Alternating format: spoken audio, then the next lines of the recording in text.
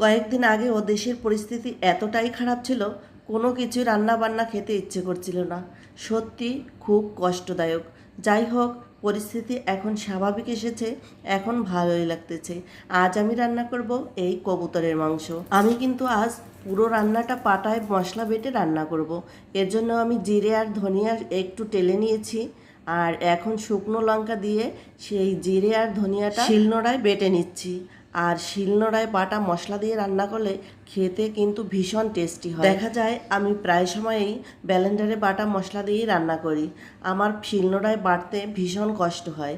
তো আজ আমি ভাবলাম শিলনোড়ায় বাটা মশলা দিয়ে আমি আজ এই জ্যান্ত কবুতরের মাংসটা রান্না করব। জিরে আর ধনিয়া বাটা হয়ে গেছে, এবার আমি আদা রসুন আর পেঁয়াজ একসঙ্গে বেটে নেব। এটা কিন্তু আমি একদম মিহি করে বাটবো না। দেশের পরিস্থিতি স্বাভাবিক হলেও কিছু দুষ্কৃতী আছে, এখনও দেশে আতঙ্ক ছড়িয়ে বেড়াচ্ছে। এইসব কেন জানি মাথা থেকে কিছুতেই যাচ্ছে না। এইসব ভাবতে ভাবতেই আমি বাটাটা শুরু করেছি। আর আজ না আমার সব কাজগুলো কেমন যেন উল্টাপাল্টা হয়ে যাচ্ছে। যেটা ভাবি সেটা করছি না, আর যেটা না ভাবছি সেটাই করছি। এই তো দেখতে দেখতে আমার মশলাগুলো বাটা হয়ে গেল। আর ওদিকে আমার ভাসুরদাদার ছেলে এসেছে বাসায়। ওকে বললাম পাখি দুটো একটু পরিষ্কার করে দিতে, ও পরিষ্কার করে দিল। আর আমি পাখি দুটোকে একটু আগুনে সেকে কাটাকুটি করে ধুয়ে পরিষ্কার করে চলে এলাম রান্না করতে। আজ আমি পুরো রান্নাটাই সরিষার তেলে করব। এর জন্য আমি কিছুটা পরিমাণ সরিষার তেল আমি দিয়ে দিলাম। আর এখানে আলু কেটে রেখেছি, আলুগুলো আমি সামান্য লবণ আর হলুদ দিয়ে লাল লাল করে ভেজে তুলে নেব।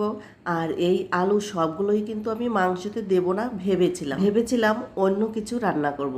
কিন্তু দেখতে থাকুন আমি এই আলুগুলো কি করলাম। ওদিকে অল্প আঁচে আলুটা ভাজি হতে থাক, আর এদিকে আমি মাংসটা ম্যারিনেট করে রাখছি।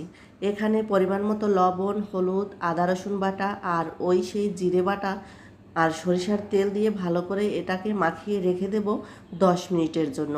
তাহলে লবণ হলুদ মাংসের ভিতর ভালো করে ঢুকে যাবে এবং মাংসটা যখন খাবো তখন ভীষণ টেস্টি হবে। এই তো এদিকে আমার আলুগুলো ভাজা হয়ে গেছে, এবার আলুগুলো নামিয়ে নিই। আর ওই তেলের মধ্যে আমি আরও একটু সরিষার তেল দিয়ে দিলাম। আর আমি সব সময় চেষ্টা করি অল্প তেলে সব কিছু রান্না করার, কিন্তু জানি না পারি কিনা, তবে চেষ্টা করি। তেলের মধ্যে আমি জিরে আর তেজপাতা ফোড়ন দিলাম। তারপরে এক করে আমি সব ধরনের বাটা মশলাগুলো দিয়ে ভালো করে কষিয়ে নিব যতক্ষণ না পর্যন্ত মশলার গায়ে তেল ভেসে উঠছে।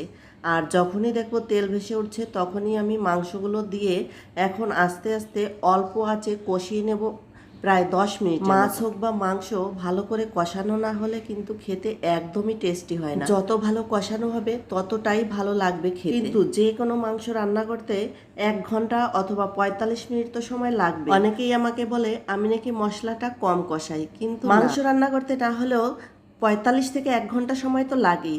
তো পুরো সময়টাই যদি আমি ভিডিও তৈরি করে তোমাদের সঙ্গে তুলে ধরি তাহলে কে দেখবে এই পুরো ভিডিওটা বলো তো? তাই তো এটাকে শর্ট করে 3 থেকে 4 মিনিটের মধ্যে আমি ভিডিও তৈরি করি। তাও তো সবাই সবটা দেখে না। ওই দেখো কথা বলতে বলতে আমি মাংসে গরম জলও দিয়ে দিয়েছি। আর যখন জলটা ফুটে উঠেছে তখন আমি সব আলুগুলো ঢেলে দিয়েছি। ওই যে বললাম না আজ আমার সব ভুলভাল হয়ে যাচ্ছে, কি আর করা যাবে। মাংসের ঝোলটা যখন গাঢ় হয়ে এলো তখনই আমি একটু গরম মশলা বাটা দিয়ে এটাকে নামিয়ে নিলাম। হয়ে গেল আমার কবুতরের মাংস রান্না। খেতে কিন্তু দারুণ হয়েছিল।